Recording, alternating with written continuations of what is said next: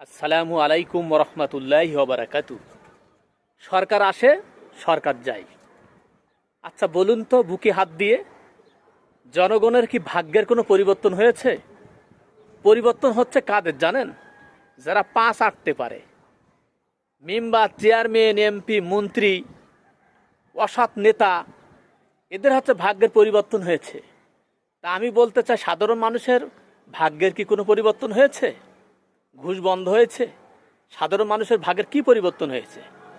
চাকরির নিয়োগ দেবে, সেখানে যাবেন, সেখানেও টাকা চাবে। সরকারি ডাক্তারগুলো 1,000 টাকা ফি নিবে এবং পরীক্ষা দেবে এক ঝুড়ি। যাও, বুঝে বেড়ান গে আপনি। তা বারবার সরকার আছে, সরকার যায়, জনগণের ভাগ্যের তো কোনো পরিবর্তন হচ্ছে না।